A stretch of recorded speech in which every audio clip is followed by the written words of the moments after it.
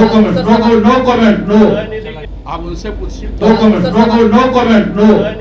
आप उनसे पूछिए। उस व्यक्ति ने उसका नाम लिया, न कि मेरे पार्टी के कोई सदस्य नाम लिया। नमस्कार, आप लाइव बिहार देख रहे हैं। मैं हूं राजमोहन तिवारी। 2024 लोकसभा चुनाव को लेकर बिहार के अंदर हाजीपुर लोकसभा सीट सबसे बड़ी हॉट सीट बन चुकी है। चाचा भतीजे के बीच में कसमकस इस सीट को लेकर अक्सर देखने को मिल जाती है। वहां से मौजूदा सांसद और केंद्रीय मंत्री पशुपति पारस लगातार खुलकर कहते हैं कि कोई भी दुनिया की ताकत उनको हाजीपुर सीट से चुनाव लड़ने से नहीं रोक सकती। वहीं चिराग पासवान भी दावा इस सीट पर ठोकते हैं, अपने पिता की विरासत को आगे बढ़ाने की बात करते हैं। लेकिन केंद्रीय मंत्री पशुपति पारस जो खुलकर चिराग पासवान पर निशाना साधते रहे, खुलकर उनके खिलाफ खूब बोलते रहे हैं, आज जब उनसे सवाल किया गया तो उनका बदला हुआ अंदाज, उनका बदला हुआ रूप देखने को मिला है। चिराग पासवान पर सवाल सुनते हैं, क्या कुछ उन्होंने रिएक्शन दिया और क्या कुछ उन्होंने कहा है, वो पहले आप सुनिए। आप लोग प्रेस मीडिया के साथी से मैं हाथ जोड़ के कहता हूँ कि आप लोग गलत बयानी नहीं करेंगे। मैंने कभी जिसके नाम की अब चर्चा आपने किया, मैंने कभी नहीं कहा कि उसका आपके पार्टी ने लिखा नहीं, किसी ने नहीं कहा कि उसने। पहले सुन लीजिए आप, जिस व्यक्ति ने टेलीफोन किया उस व्यक्ति ने उसका नाम लिया, न कि मेरे पार्टी के कोई सदस्य नाम लिया। आप समझ रहे हैं?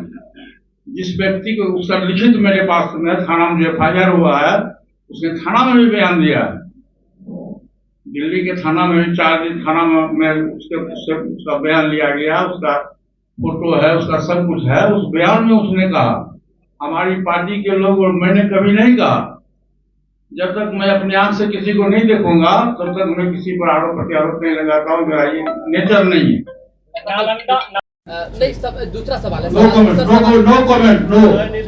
चुनाव लड़ने को लेकर ये सवाल है सर कि आप लोग गठबंधन में बात नहीं करते हैं, पब्लिक फोरम पे बात रखते हैं। आप उनसे पूछिए क्या बात है। नहीं, सीधे तौर पर चिराग पासवान से बचते पहली बार नजर आए पशुपति पारस। इसके अलावा आपको बता दें कि बीते दिनों पशुपति पारस के तरफ से ये बात की जानकारी दी गई थी कि उनको फोन पर धमकियां मिल रही हैं और कहीं ना कहीं अप्रत्यक्ष तौर पर इशारा कहा जा रहा था कि ये चिराग पासवान पर है। लेकिन पुलिस को जब शिकायत मिली, छानबीन की गई, जो फोन करके धमकी देने वाला व्यक्ति था वो गिरफ्तार हुआ, तो सब कुछ खुलकर सामने आ गया। और आज जब इसी को लेकर पशुपति पारस से सवाल भी किया गया कि आपने चिराग पर निशाना साधा था और जो धमकी दिया था, उस गिरफ्तारी के बाद सब कुछ सामने आ गया है, तो इन्होंने सीधे कहा कि देखिए हमने कभी भी चिराग पासवान का नाम नहीं लिया है, ना ही हमारे पार्टी के किसी ने नाम लिया है। जिसने फोन किया था उसने चिराग पासवान का नाम लिया था और उसने ये बातें कहकर उनको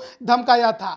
तो ये तमाम बातें केंद्रीय मंत्री पशुपति कुमार पारस के तरफ से कही गई हैं और चिराग पासवान का कोई समर्थक था जिसके तरफ से जो पार्टी के अंदर टूट हुई और जिस तरीके के अभी परिदृश्य लोजपा को लेकर देखने को मिल रहे थे, शायद वो काफ़ी ज़्यादा गुस्से में था और उसके वजह से उसने पशुपति पारस को फ़ोन करके धमकी दे दिया था। लेकिन अब वो गिरफ्तार हो गया था और उसके बाद सब कुछ निकल कर सामने आ गया। लेकिन आज पशुपति पारस, चिराग पासवान का नाम भी उन्होंने नहीं लिया, खुलकर उनके खिलाफ भी कुछ नहीं बोला, सवाल को टालते नजर आए। पहली बार ऐसा मौका था जब अपने भतीजे के खिलाफ बोलने से पशुपति पारस बचते नजर आए हैं। बने रहिए लाइव बिहार के साथ। आप सभी का बहुत बहुत धन्यवाद। लाइव बिहार YouTube पर सब्सक्राइब और Facebook पर लाइक जरूर करें।